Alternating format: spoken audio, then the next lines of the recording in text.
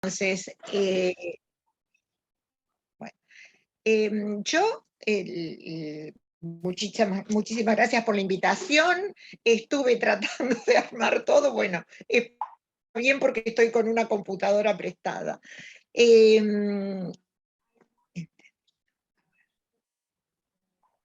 Bueno, hoy les quiero hablar a la gente de la escuela acerca de, digamos, como teníamos que elegir un tema que fuese de los materiales que nosotros sintetizamos en el laboratorio y que esté estrechamente relacionado con el área de cuidado del ambiente, elegí como tema una línea de trabajo que hace bastante tiempo estamos llevando adelante en el SINDECA. Y esa línea de trabajo se relaciona con la conversión de fuentes aluminosilíceas no convencionales en absorbentes nanoporosos para tecnologías ambientales. Entonces, ¿qué significa eso? Significa que nosotros partimos, o que, digamos, es un método que se encuentra ampliamente tratado en la literatura, que es el de la conversión de residuos. En este caso, nosotros lo que trabajamos es sobre la conversión de fuentes aluminosilíceas no convencionales. Esas fuentes pueden ser muchísimas fuentes aluminosilíceas. Nosotros trabajamos con residuos industriales, con cenizas volcánicas y con algunos productos de la minería. Pero lo que hay que tener en claro es que en el caso de los sólidos aluminosilíceos o sólidos que tengan solamente aluminio o sólidos que tengan solamente sílice, puede haber tratamientos para activar esos sólidos y convertirlos después en un absorbente nanoporoso. ¿Qué es entonces? A ver, perdón. Ay, Dios, la siguiente.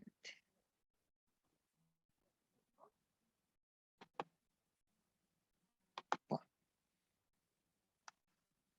Ay, se me... De pronto oprimiendo fuera de... Ahí está. Ahí está. Entonces, ahí estamos. Entonces, conversión de fuentes aluminosilíceas no convencionales en absorbentes nanoporosos. ¿Y qué quiero significar cuando digo absorbentes nanoporosos? Los absorbentes nanoporosos son aquellos que tienen sus tamaños de poro, que pueden ser, puede ser una distribución, porque no necesariamente son poros ordenados, que el tamaño de ese poro se encuentra comprendido en la zona de los micro o de los mesoporos. Ese grupo de materiales porosos se denomina materiales nanoporosos. Y para los trabajos de investigación que en general se hacen con los nanoporos. Y esos son los que nosotros vamos a tratar de sintetizar.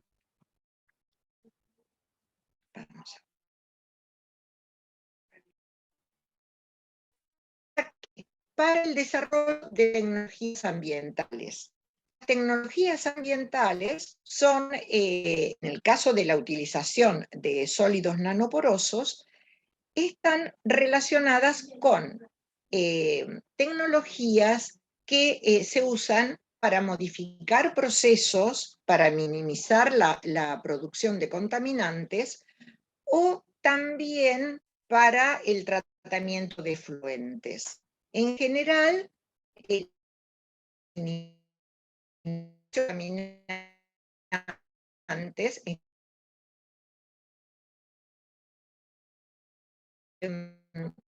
tienen mismo en la purificación de efluentes procesos fundamentalmente de adsorción o de intercambio iónico. Entonces, en general, lo que nosotros hacemos es convertir unos residuos en un material nanoporoso que sirva para que tenga una utilidad en los procesos de mantenimiento de cuidado del ambiente, sean catalíticos, absortivos o del tipo de intercambio iónico.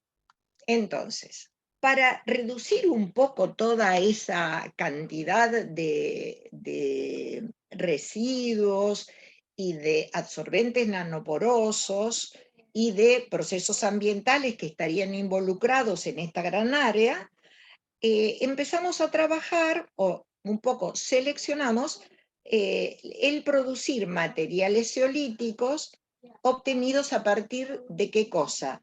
De residuos industriales. Esta sería la primera parte, porque obtenemos el material zeolítico.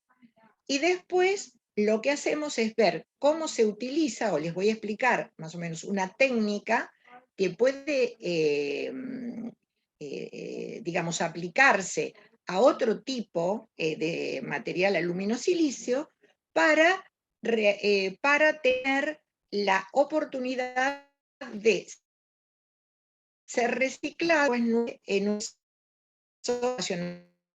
en esta cadena, haciendo un cambio,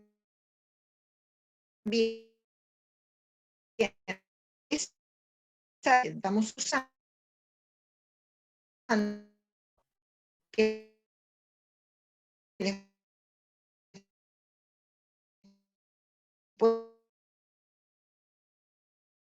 vamos a utilizar.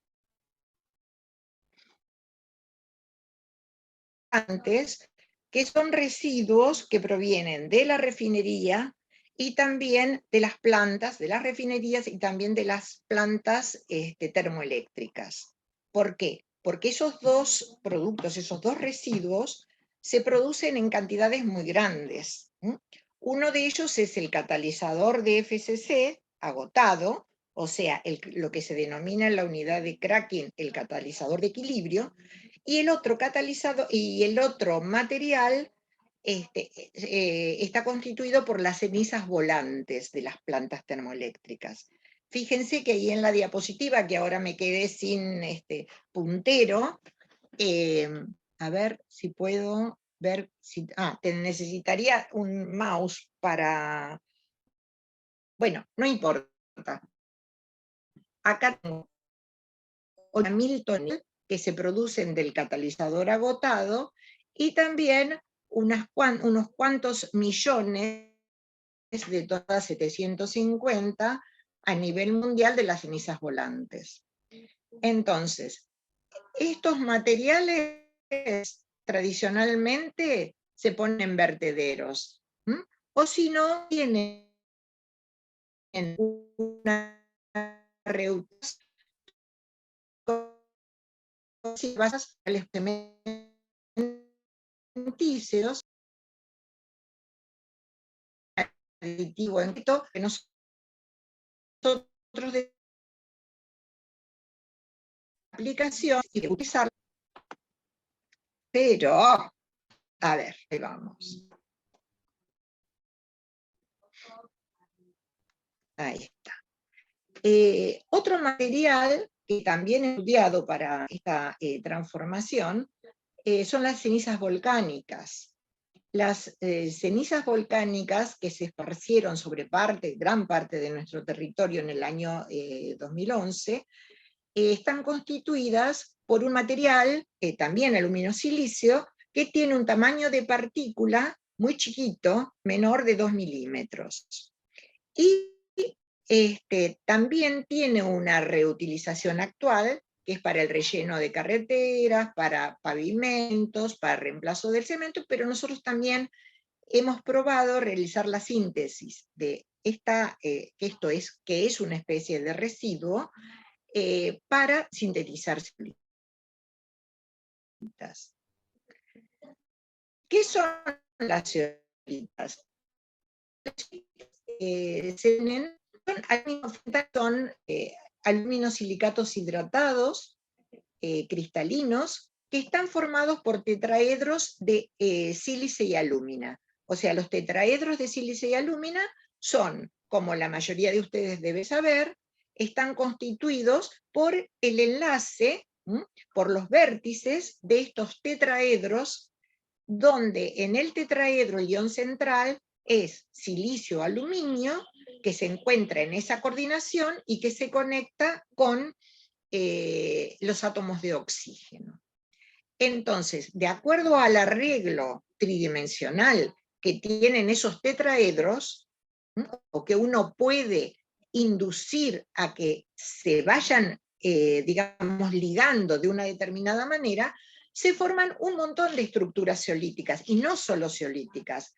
Las sílices mesoporosas también se forman de la misma manera, y un montón de estructuras que la ciencia, digamos, para la formación de esas estructuras, es poder partir de esos tetraedros desparramados, digamos, partir del monómero, lo ideal es partir de los tetraedros individuales y después inducir la reacción como para que se forme estructura tridimensional que se desea.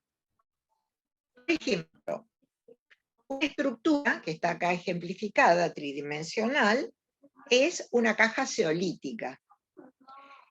En este caso, lo que se tiene es un arreglo de esos tetraedros. El arreglo de esos tetraedros está inducido durante la síntesis hidrotérmica y se repite a lo largo de las tres dimensiones, constituyendo lo que, digamos, unas unidades, lástima que yo no puedo, las unidades, las cajas beta, son esos poliedros que tienen caras hexagonales y caras cuadradas, que están unidos entre sí, en este caso de la figura, a través de un prisma hexagonal, y entonces cada prisma hexagonal tiene la cara superior pegada a una caja beta, a la caja hexagonal de la caja beta, de ese poliedro primario, y la otra cara hexagonal del prisma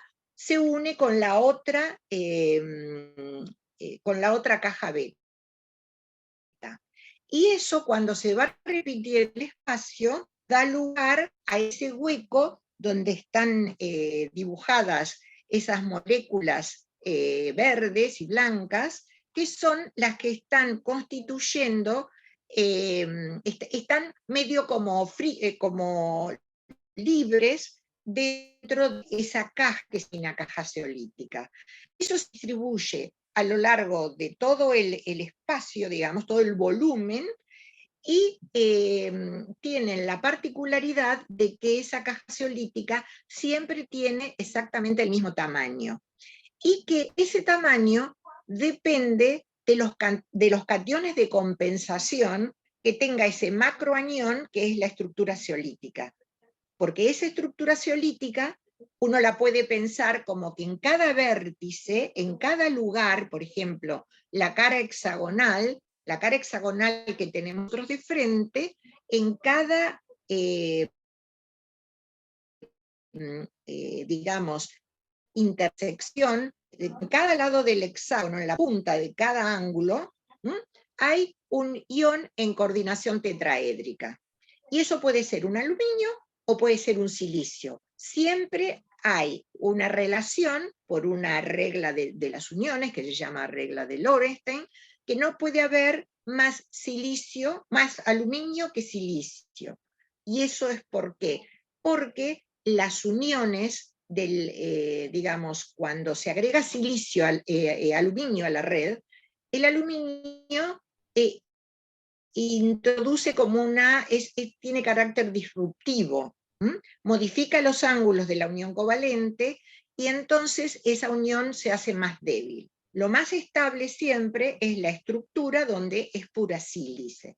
En el caso de las zeolitas que tienen aluminio, el aluminio también lo que introduce es una carga negativa. Es por eso que todo ese, digamos, macroanión tiene la posibilidad o tiene la necesidad, por la ley de electroneutralidad, de tener por cada aluminio negativo un ion de compensación positivo. Los iones de compensación positivos que hacen a la electroneutralidad también pueden llegar a modificar el tamaño de ese agujero, el tamaño de la supercaja zeolítica, ese lugar donde se encuentran las moléculas de agua y los iones, ocupando distintas posiciones. Y que también, si se produce algún proceso absortivo, si el tamaño de ese hueco del poro de la zeolita le permite, si no hay un impedimento estérico, la molécula que quepa dentro de, en esas dimensiones, va a poder ingresar y ser absorbida en toda la superficie zeolítica.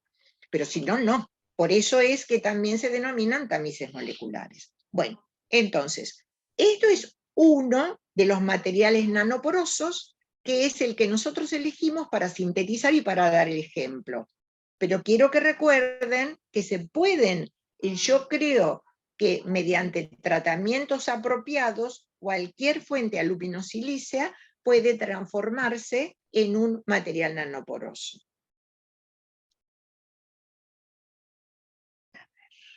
Vamos por acá. Y acá está anotado, por ejemplo, en el caso de la zeolita A, los cationes de compensación pueden ser potasio, que entonces vamos a tener un diámetro efectivo de ese poro de 3 Armstrong. Si es sodio, el diámetro efectivo va a ser de 4 Armstrong, y si reemplazamos los cationes, digamos, si los iones de compensación son calcio, estamos neutralizando con cada calcio 2 cargas de aluminio, 2 cargas negativas de 2 aluminios. ¿Qué pasa? Entonces va a haber menos cationes disponibles, y en ese caso el diámetro efectivo de la zeolita se reduce. Bueno, a ver si puedo pasar a la siguiente. No sé por qué.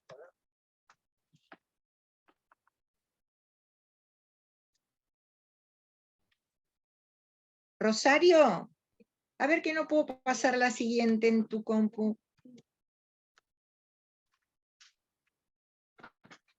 Sí, pasó. No puedo pasar a la siguiente. Oh. Ahí. Ahí está. Con este dice.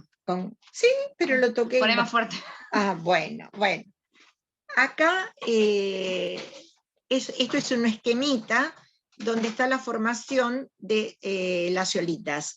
En la primera parte, perdón, Rosario, no puedo tener un puntero, ¿no? No puedo marcar con algo, marcar con algo no, con un mouse únicamente. No puedo marcar con nada. Bueno, no importa. En la parte superior de la figura, sí. En la parte superior de la figura se ven las unidades, los tetraedros. Ven que están los tetraedros, esos tetraedros después se van formando unidades primarias, las unidades secundarias, que son hexágonos, o que son cuadrados, después los cubos, la caja, que es lo que yo les decía, la caja beta, y el doble anillo hexagonal. Creo que se conecta así. Fíjate, no veo. Y es inalámbrico. A ver.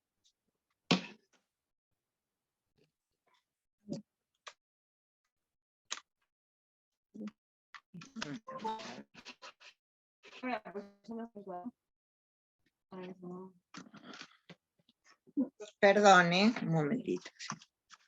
Ahí va. No. ¿Está prendido? Hizo ruido como que... Ahí está, ahí va. Ahí está, muy bien, gracias. Bueno, entonces acá tenemos las unidades primeras, después acá la polimerización, la formación de las estructuras, y bueno, y por una de estas estructuras, en esta, por ejemplo, tenemos la unión de las cajas beta, directa. En esta tenemos la unión de las cajas beta con une con otra caja beta a través de este cubo. Entonces da un tipo de caja acá, de tamaño de poro, de la supercaja, que está acá, que tiene que ver con la unión a través de las caras cuadradas de las cajas beta. Y en este otro caso vamos a tener una estructura más abierta, porque es donde estas cajas beta también se unen entre sí, pero están ligadas por el doble prisma hexagonal. Bueno, ahora vamos. Es muy fácil, en principio, la regla general para tener una síntesis de zeolitas, ¿qué se necesita? Se necesita un aluminato de sodio, un silicato de sodio, que es ideal que sean monoméricos, un medio alcalino, se introducen es una reacción en medio acuoso, se ingresan en un reactor. Nosotros en general, si la temperatura que vamos a usar es alta, usamos un reactor par, si no alcanza con un recipiente cerrado. Eso se deja reaccionar dentro del reactor, el sólido, se obtiene un material sólido en contacto con un líquido, ese material se lava, se separa el sólido del líquido, y cuando el sólido se analiza por difracción de rayos X, se obtiene un compuesto cristalino característico que tiene las huellas digitales de la zeolita de la cual se trata. En este caso tenemos todos los picos correspondientes a una zeolita A. Bueno, esto parece muy fácil. La historia es tener estos materiales y poder utilizarlos a partir de residuos o de productos más económicos. Bueno, en el caso del catalizador de FCC, por ejemplo, o las cenizas, en sí mismo, estos materiales, tanto el catalizador como las cenizas, constituyen la fuente de silicio y aluminio. Pero ¿qué pasa? En este caso, esas fuentes de silicio y aluminio tienen un cierto compromiso. Después vamos a ver que tienen probablemente, tienen algunos productos cristalinos y algunos compuestos amorfos que son silicoaluminatos. Lo que se hace en este caso es realizar un pretratamiento que consiste en una calcinación. Lo que ocurre es que, por ejemplo, en el caso de las cenizas, o en el caso de muchas arcillas que se usan para la síntesis de zeolitas, que son productos naturales, ¿qué tenemos? Tenemos en nuestro país mucha contaminación con cuarzo. Entonces, el cuarzo es un material de sílice sumamente estable, y aunque el tratamiento de calcinación generalmente lo que hace es activar, o sea, es posibilitar la disponibilidad de los tetraedros de sílice y alúmina, en el caso del cuarzo, el cuarzo y así otros muchos materiales más inertes, acompañan después al producto porque no se modifican, no se transforman a lo largo de la reacción de síntesis. Entonces, nosotros aplicamos una fusión con carbonato de sodio. En ese caso, este sólido pretratado lo que va a producir es una serie de aluminosilicatos que van a ser totalmente, van a tener la posibilidad de ser totalmente o casi totalmente convertibles en el material nanoporoso que estamos buscando.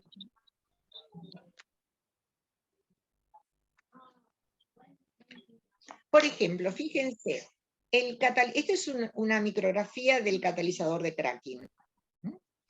Este es el catalizador de cracking, en este caso es de la refinería de YPF de Ensenada. Este es el catalizador. Esto lo tiran, lo usan como relleno.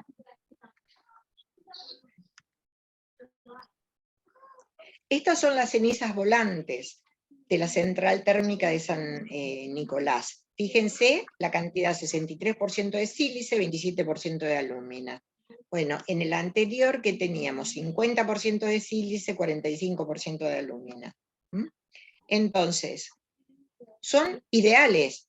La cuestión es que esa sílice y esa alúmina que tienen esté disponible para después poder reorganizarla para formar una zeolita.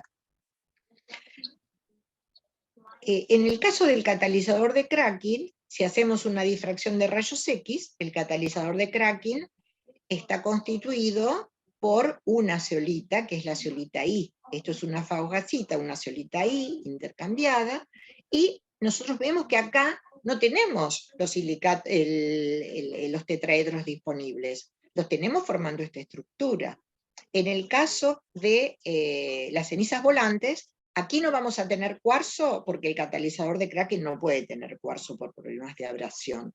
Pero en este caso tenemos cuarzo, tenemos mulita, tenemos calcita, tenemos hematita, tenemos una serie de componentes que no van a ser fácilmente transformables en zeolita.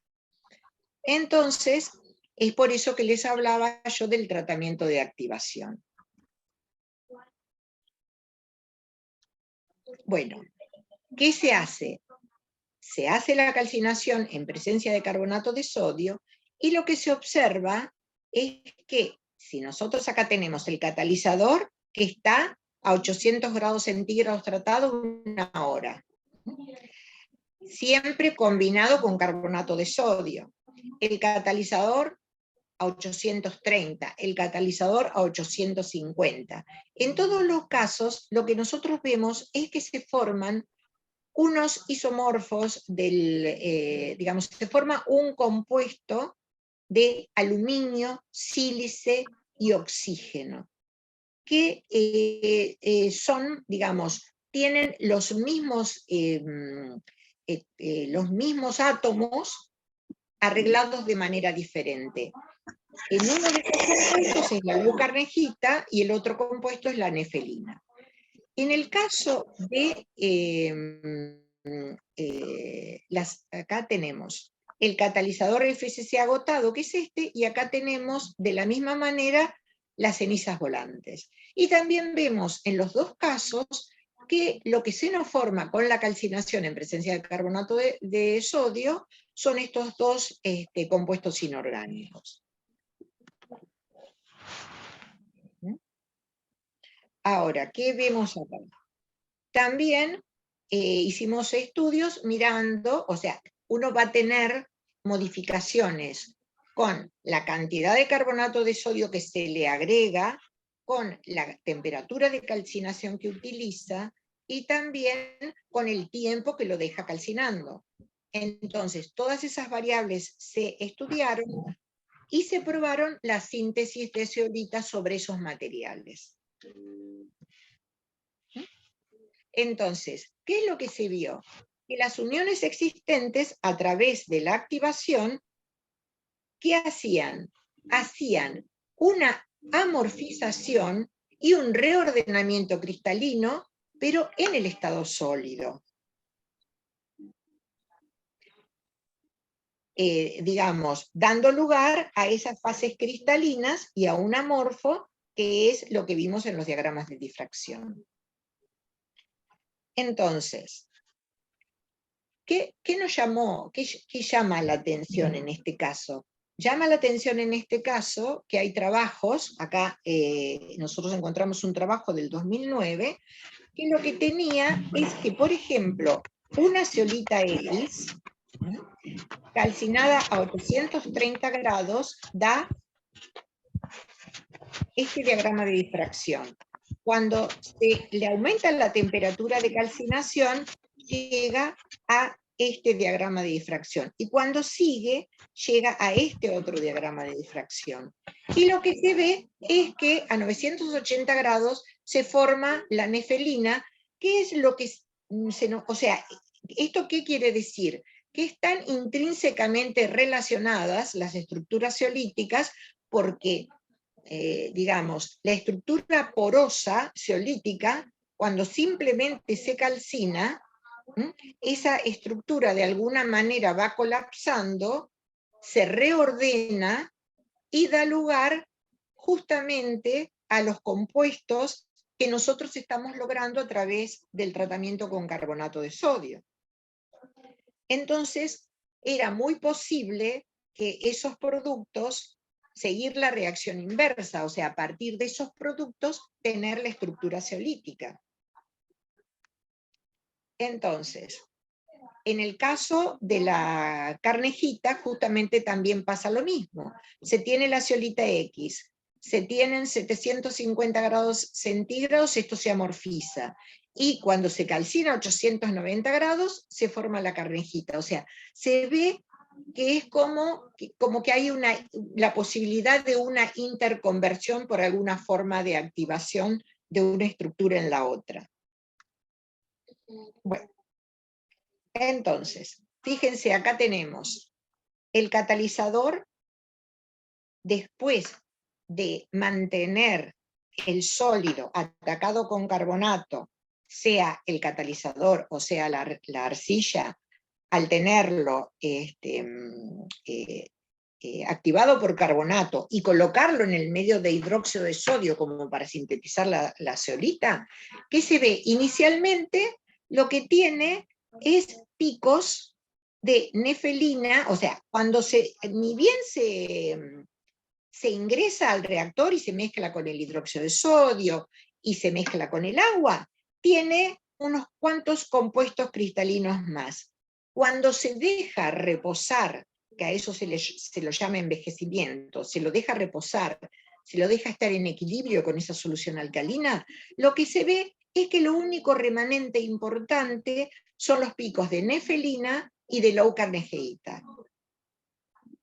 Lo mismo sucede con las cenizas volantes. Entonces, ¿qué pasa? A posteriori, cuando se sube la temperatura y se realiza la verdadera síntesis hidrotérmica, lo que nosotros vemos es que esas fases intermedias van desapareciendo y todo el sistema, esto es, digamos, el producto a las 0 horas, el producto a las 3 horas, el producto a las 6 horas, obtenido a partir de la parte A, es a partir del catalizador. Y esta parte B es el producto inicial a las 0 horas, a las 3 horas y a las 6 horas.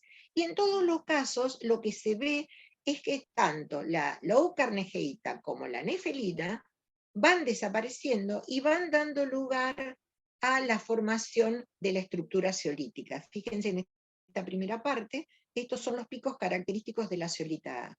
Y los picos de los otros isomorfos aluminosilíceos va desapareciendo hasta que queda un diagrama prácticamente libre de esos reactivos iniciales y una zeolita con un alto grado de pureza. Hablamos de un alto grado de pureza alrededor del 70-80%, porque son materiales residuales. Entonces, ven por ejemplo, acá en este gráfico se tiene el tipo de residuo, el catalizador, el catalizador tratado a 800 grados, la ceniza volante tratada a 830 grados. Acá se ve la conversión del catalizador solito, conversión en sodio A18, la ceniza volante, si no tiene un tratamiento previo, una activación previa, tenemos una conversión nula, da en zeolita A, esto da un poquito una mezcla de zeolitas X y A, esto da una hidroxisodalita con zeolita P, pero el catalizador activado a 800 grados da en una hora, con un tiempo de reacción de 6 horas, da un 79% de conversión. Y la ceniza volante, también a 830 grados, da un 74% de conversión. Ahora, otra vez insisto, estos resultados, consiguiendo la activación adecuada, pueden obtenerse con cualquier otro residuo aluminosilíceo. acá está la transformación morfológica del catalizador. Esto es, después del pretratamiento de fusión alcalina, estas agujas que se ven en la superficie corresponden a esos isomorfos de nefelina. Acá tenemos el catalizador, fíjense que está totalmente recubierto. Lo que se ve en esta superficie externa son los cristales zeolíticos, que acá están más cerquita. Casi siempre la reacción de síntesis de zeolita es superficial y va a ir entrando en el volumen en función de la porosidad que tenga esa esfera original y en función del tiempo y la posibilidad de difusión de digamos, el medio externo de reacción hacia el interior del sólido. Recuerden que se encuentra en un medio muy alcalino.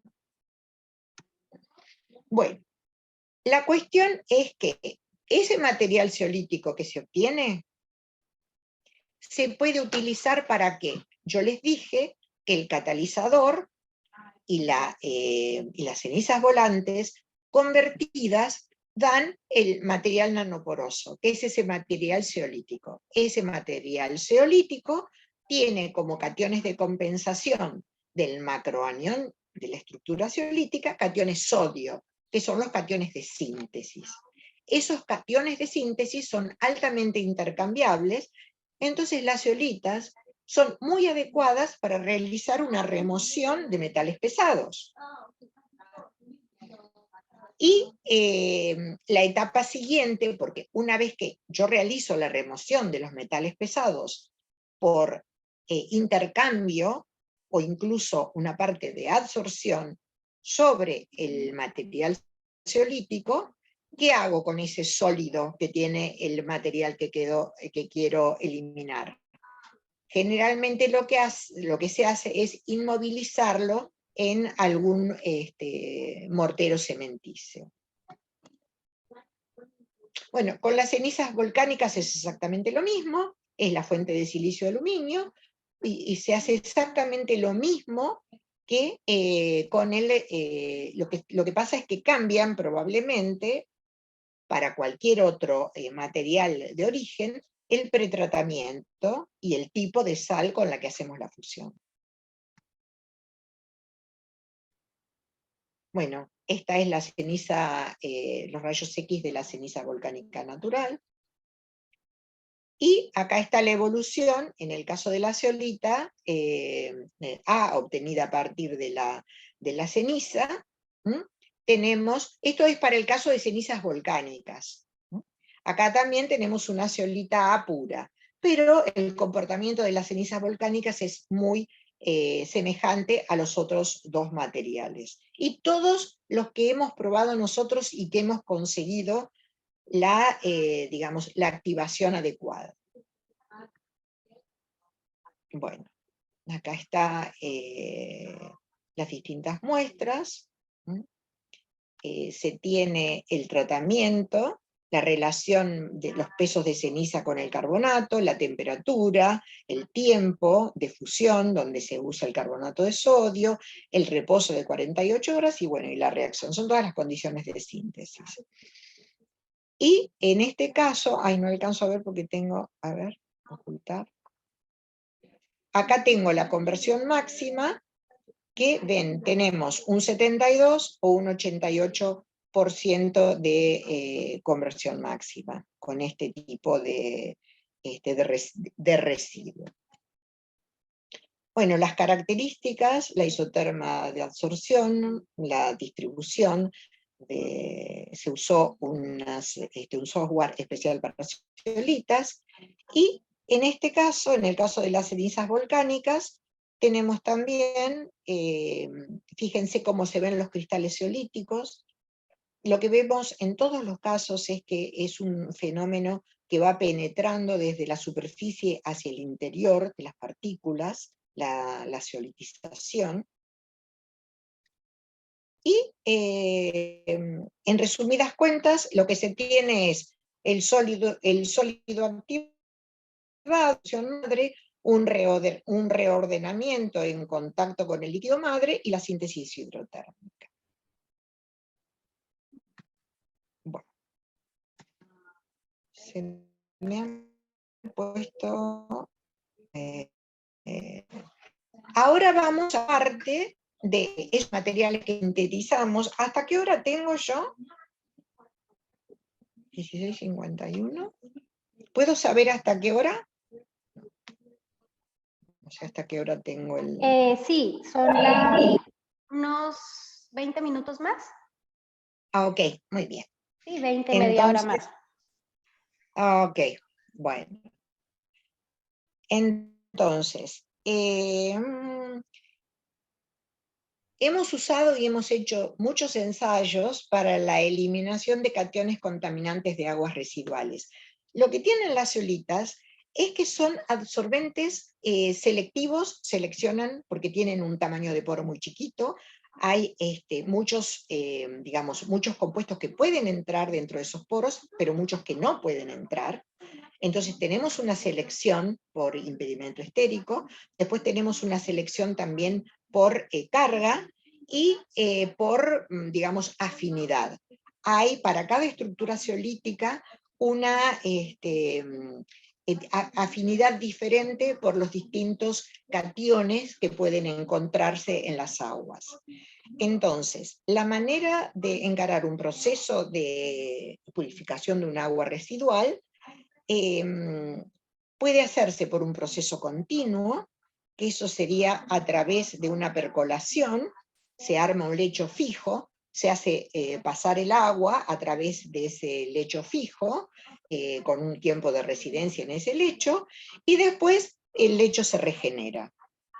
Y también se puede tener un proceso discontinuo, donde lo que se tiene es un proceso de poner en contacto la zeolita con las aguas residuales, dejar la zeolita en forma de polvo, hacerle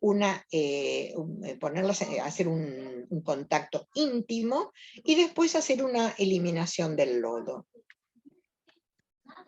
En este caso, acá tenemos un equipo de laboratorio que usamos, que se puede hacer un ingreso por una columna y entonces realmente ver las etapas de cómo se va purificando el líquido que ingresa a lo largo de la columna.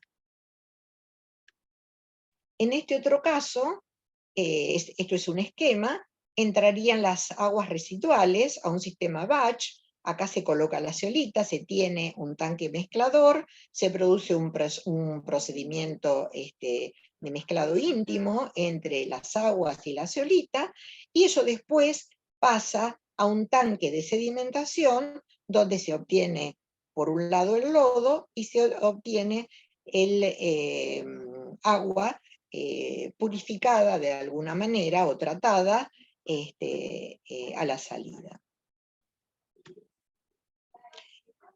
Lo que hicimos fue estudiar algunos procesos de intercambio catiónico, estudiamos en parte la cinética de absorción de cobre, de cromo. En este caso, estas son muestras de distintos materiales zeolíticos, y lo que se ve, por ejemplo, en este ensayo, se tiene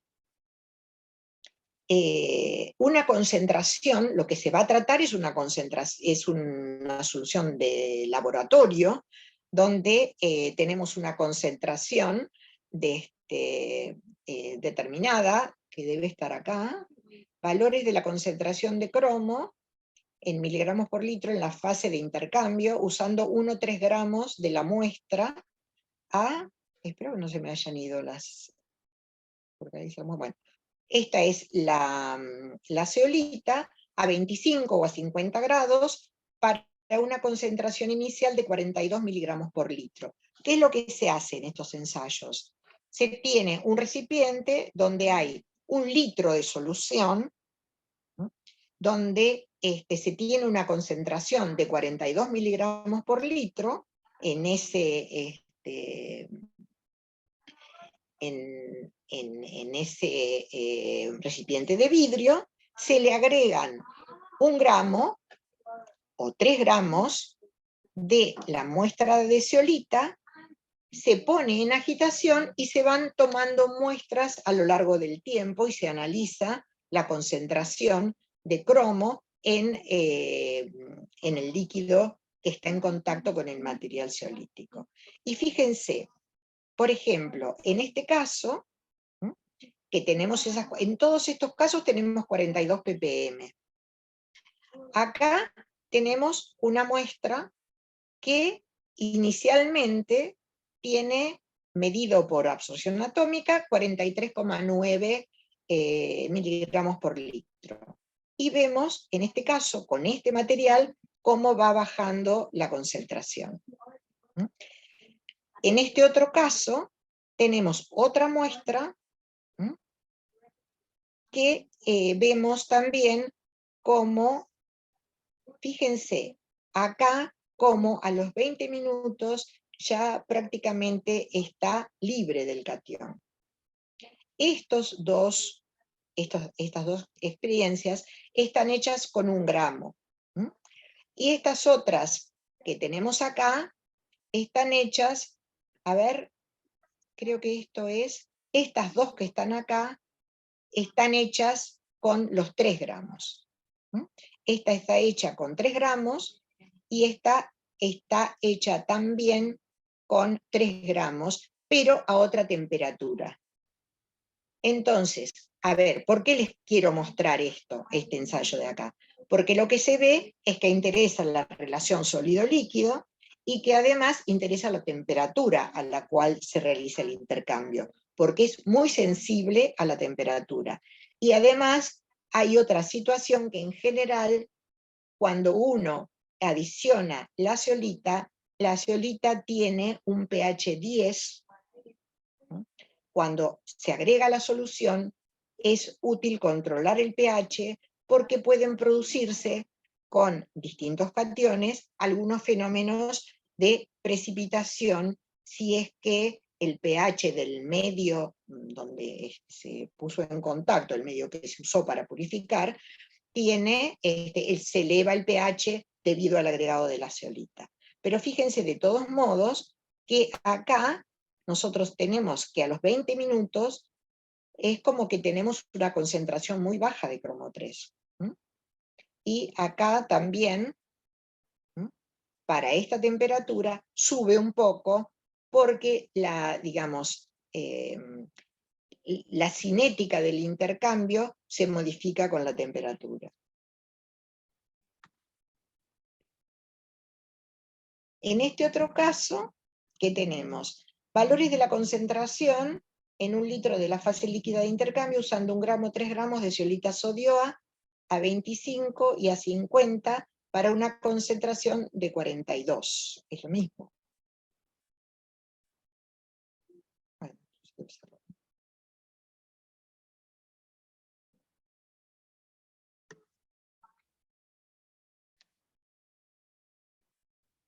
y acá tenemos la concentración de cromo 3 en la fase líquida de intercambio usando 3 gramos de la muestra a 25 y a 50, partiendo de 135 gramos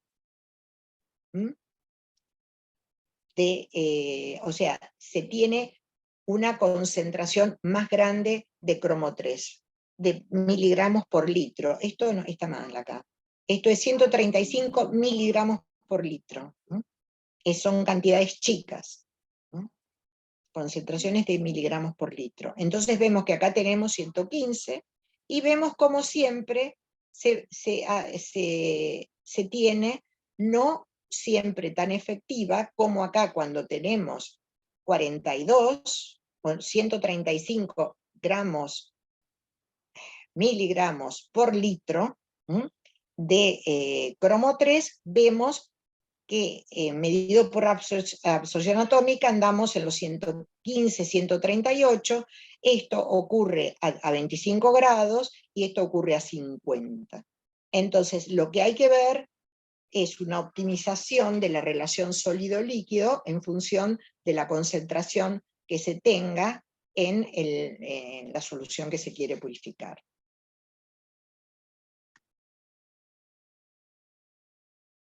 Bueno, hay algunos indicios de que se realiza un intercambio catiónico. En general, cuando se realiza el intercambio efectivo de cromo, se ve que hay solamente una alteración en las alturas de los picos, pero que no hay ninguna alteración de la estructura.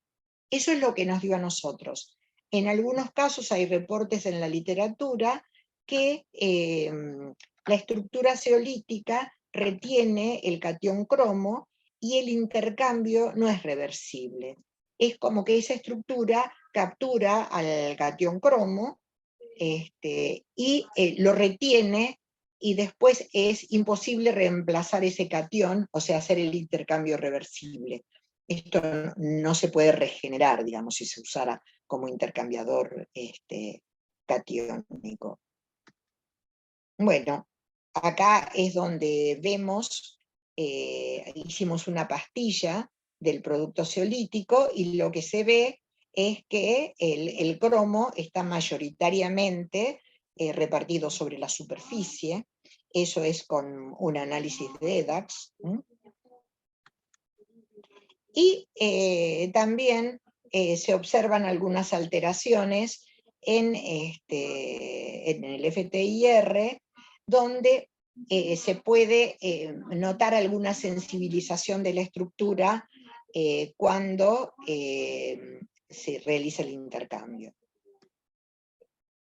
Bueno, esto es la parte de, digamos, también controlamos la carga superficial, o sea, cuál es el punto de cero carga, y como vimos que no había un cambio neto de la carga, entonces lo que suponemos es que no hay una absorción superficial, sino que el cromo está fundamentalmente intercambiado.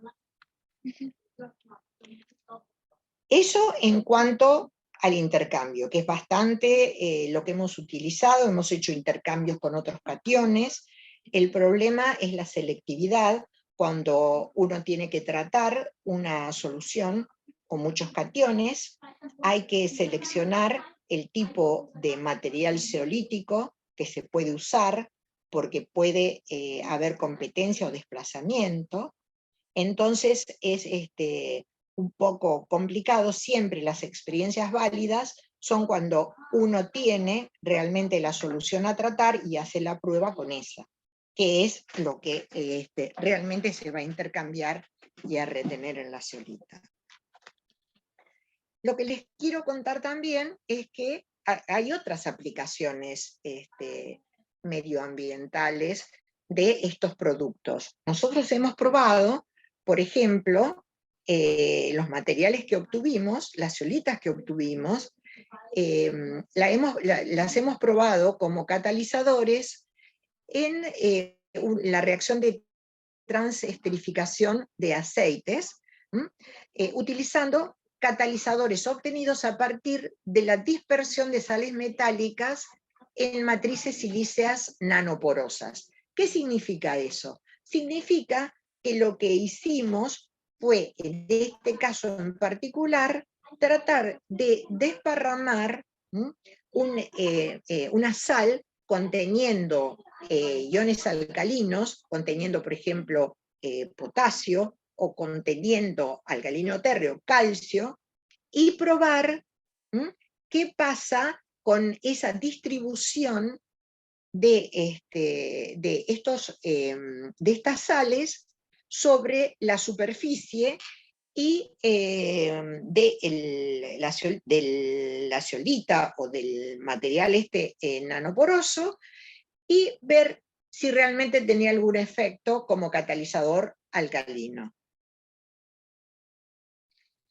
Bueno, la reacción que estudiamos, digamos, es la reacción clásica, la reacción del aceite con el alcohol en presencia del catalizador que produce el biodiesel y la glicerina. ¿Por qué probamos potasio y calcio, porque en la literatura se prueban, en la literatura cuando se trata de reemplazar el catalizador homogéneo por el heterogéneo, una prueba que se ha realizado desde los primeros tiempos es el tratar de mantener dentro de la fase heterogénea del catalizador heterogénea el potasio o el calcio para ver si puede realmente fijarse dentro de esa estructura y realmente que no se produzca una reacción homogénea, o sea, que se lixivien esos iones, pasen al medio y después terminen saliéndose del catalizador y realizando la reacción en fase homogénea. Bueno, no hemos tenido muchos éxitos todavía en el caso de querer fijar, porque ¿qué hemos hecho? Hemos sintetizado y caracterizado catalizadores basados en estructuras. Hemos puesto como base la zeolita sodio X, la sílice y una esponja, que es como una sílice mesoporosa, pero desordenada. Impregnamos con sales de calcio y potasio, con el fin de ver si mejoramos las propiedades catalíticas, y estudiamos la actividad. La actividad es muy alta, pero la posibilidad de fijar hasta el momento el potasio, sobre todo, que es el que da mayor reactividad, no creemos que sea altamente efectiva. Perdón.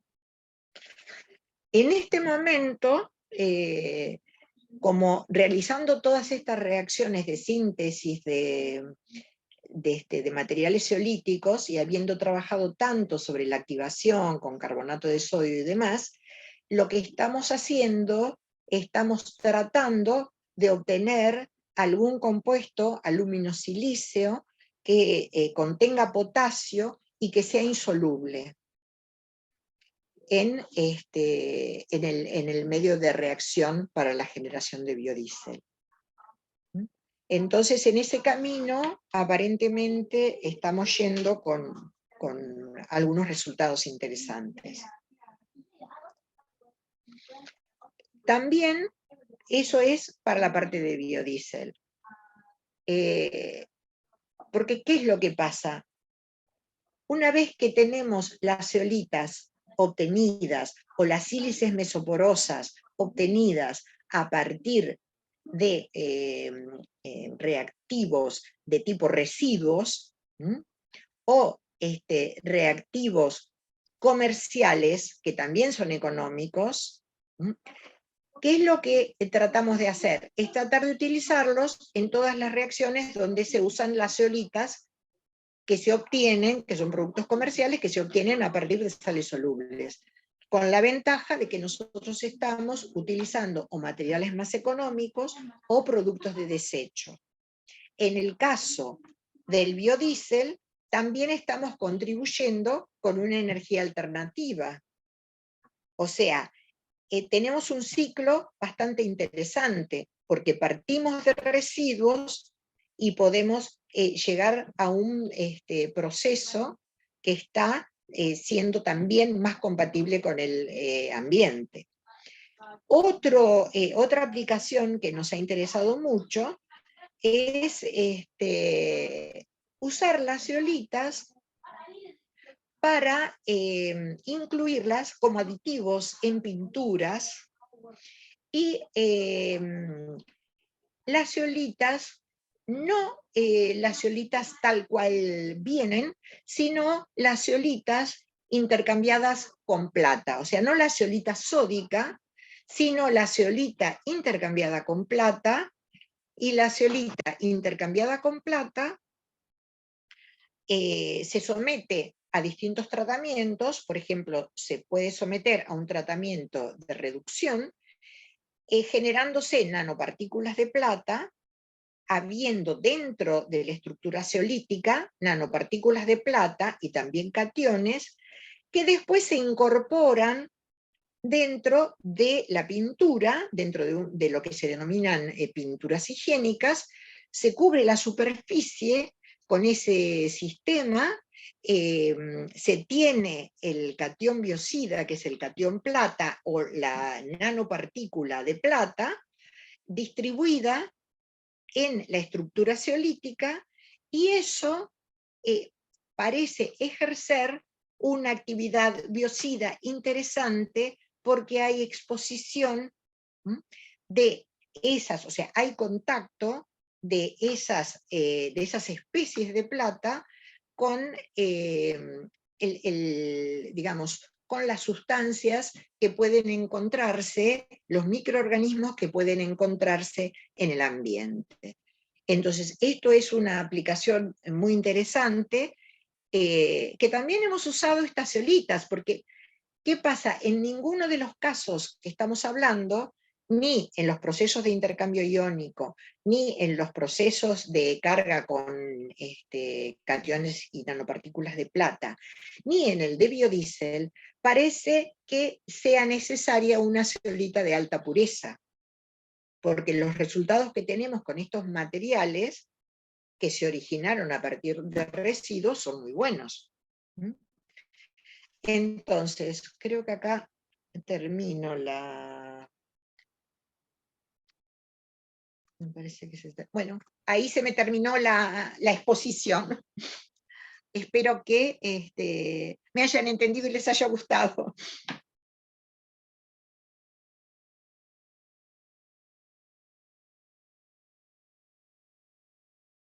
Excelente, Elena.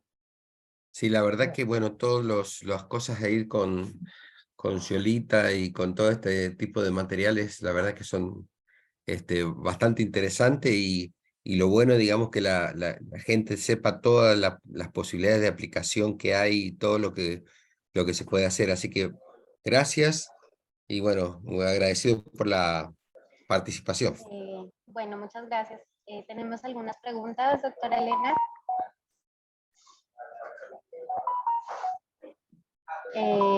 Dice, Israel Funes pregunta, dice, ¿vienen contaminados los catalizadores y las cenizas con sustancias orgánicas?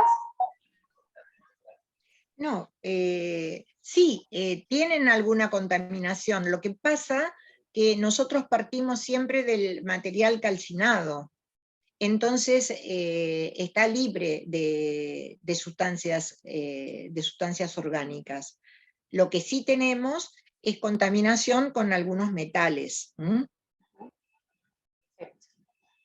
Hay otra pregunta, dice, ¿la dispersión en agua de estas zeolitas modifica el pH del agua luego del tratamiento? Dice, pregunto por el tratamiento de síntesis que es alcalino. Imagino que el material será alcalino. Claro, lo que pasa que todo lo que es zeolitas y, por ejemplo, la famosa MSM41, que es muy parecida a las zeolitas, es un mesoporoso muy parecido a las zeolitas. La mayoría de las zeolitas sufren, y algunas sílices mesoporosas, se obtienen en medios altamente alcalinos. Entonces, ¿por qué se usa un medio altamente alcalino?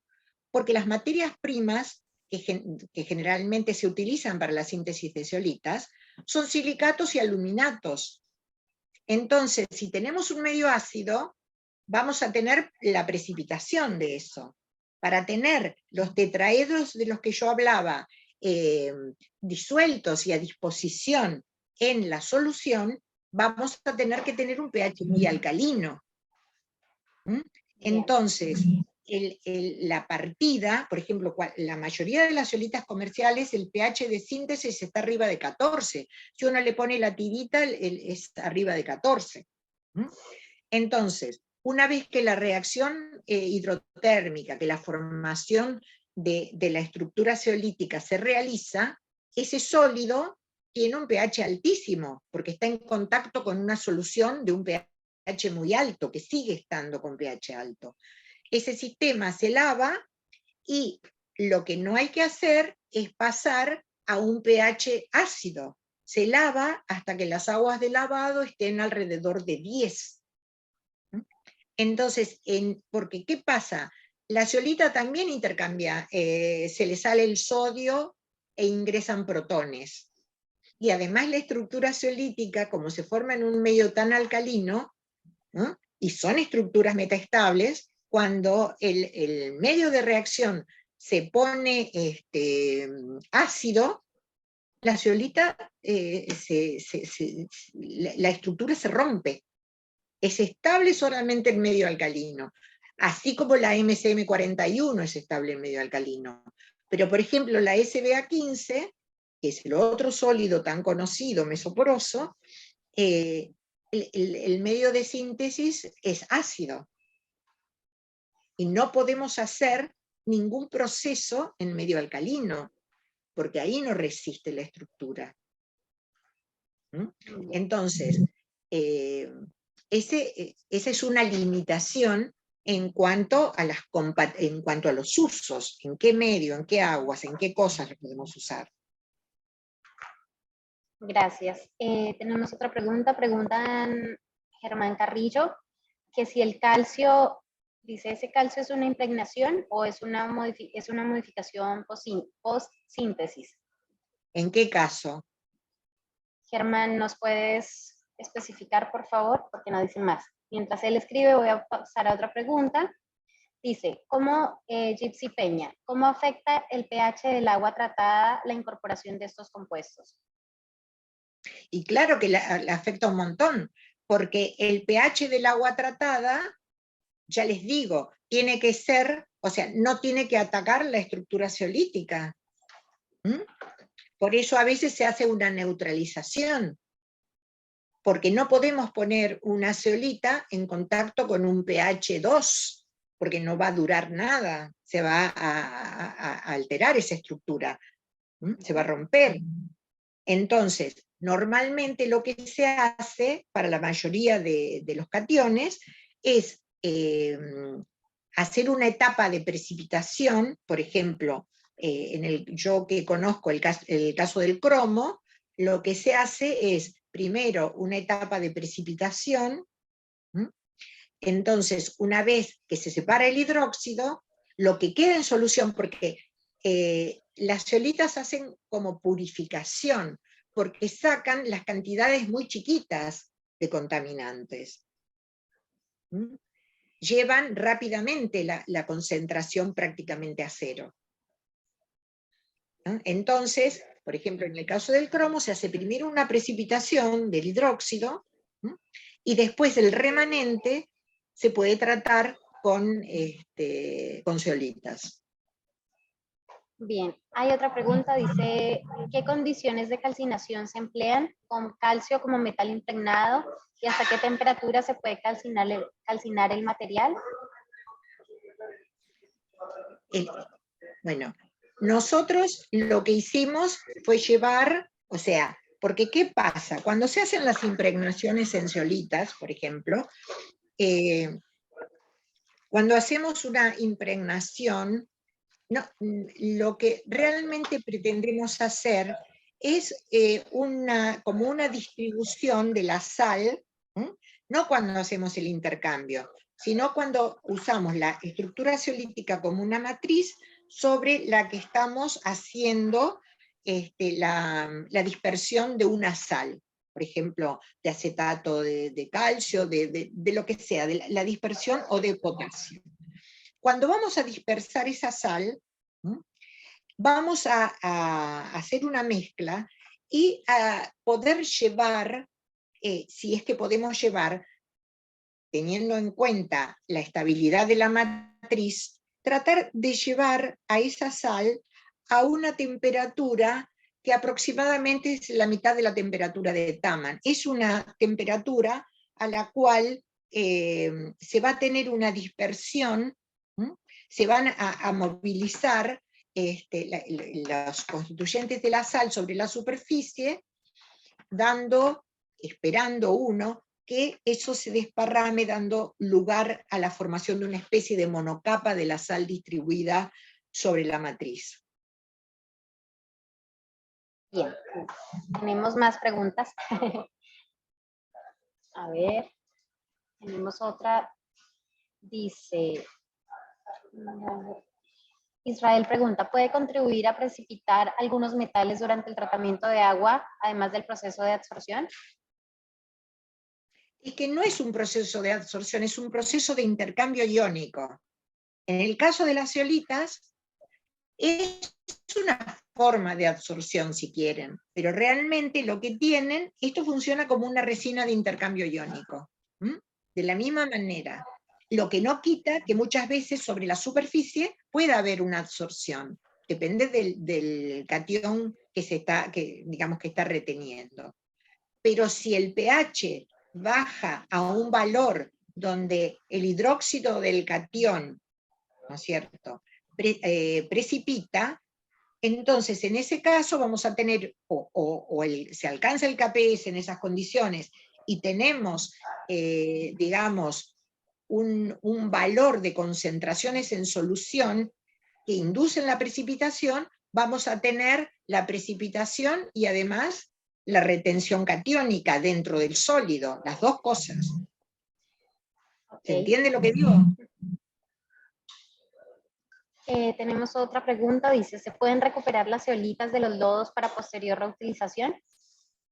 Claro que se podrían, pero en general lo que se usan son materiales muy económicos, y entonces económicamente lo más fácil es el lodo ese, que tiene concentrado el catión, directamente se inmoviliza en matrices cementicias.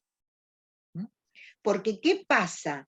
También se han hecho ensayos de lixiviación.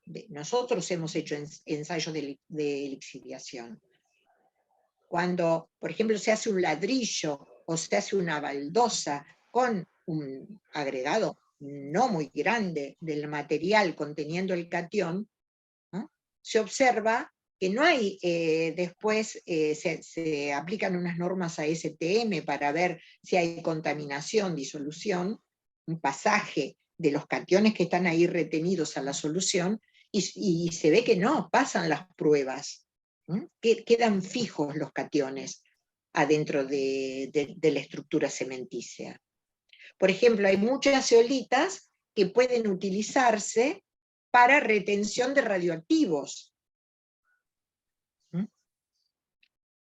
Se han utilizado ante escapes de las centrales, se han utilizado para purificación de aguas, zeolitas, para retención de los elementos radioactivos. Bien, volvemos a la pregunta de Germán, y es la última pregunta. Él preguntaba si el calcio es una impregnación, es decir, una modificación post-síntesis. Dice, eso fue cuando explicó sobre la dispersión metálica en catalizadores para evaluarlos en la obtención de biodiesel. Eso es lo que les expliqué hace, que me preguntaban cómo es la temperatura. Lo que nosotros hacemos es poner en contacto la sal del metal con la matriz, la zeolita, sino que está actuando como matriz, como se usa es un soporte, como se usa en muchas reacciones. Lo que estamos tratando es de desparramar esa sal, sea de calcio o de potasio, sobre esa superficie. Y eso mediante un tratamiento de calcinación a una determinada temperatura, depende de la sal y de la estructura, ¿no? Pero en general las zeolitas a 500 grados son, la estructura resiste. Bien, aquí dice Germán, y con eso terminamos. Dice, entonces, uno si hace una calcinación con sal de calcio, y esa calcinación es en mufla, además de formarse una capa de sal dispersada superficialmente, también se forma óxido de calcio por la oxidación dentro de la mufla. Y puede ser, por eso hay que ver bien cómo, digamos, cuál es la compatibilidad de... lo que se quiere hacer es fijar el catión y que no pase al medio de reacción. Entonces, lo que se trata de optimizar es la la matriz con la sal y tratar de que el catión sea un centro reactivo y quede fijo y que eso permanezca como un sistema heterogéneo. Pero nosotros hasta ahora no tenemos buenos resultados, porque con el calcio no nos da nada. El potasio da una reacción rapidísima, pero cuando vamos a hacer el reuso del potasio, vemos que realmente no tiene o sea, la sospecha, como en toda la literatura que usa potasio, que estamos ahora haciendo un review de eso, lo que se observa es que termina siendo la reacción homogénea. Porque la mayoría de los catalizadores que se emplean para biodiesel dan resultados, sean alcalinos o sean ácidos, dan unos resultados muy buenos, pero la mayoría no habla de la reutilización. Bueno, muchísimas gracias, doctora Elena. Los chicos también agradecen por la presentación. Y, bueno, entonces, bueno, muchísimas gracias y que tengan buena tarde. Bueno, yo agradezco gracias. nuevamente y bueno, menos mal que todo se solucionó, así que gracias María del Rosario. Bueno, gracias, espero que les haya Elena. gustado la charla, sí. No, Bueno, precioso. Bueno, gracias. Chao, hasta luego. bueno, bye bye. Chao, chao.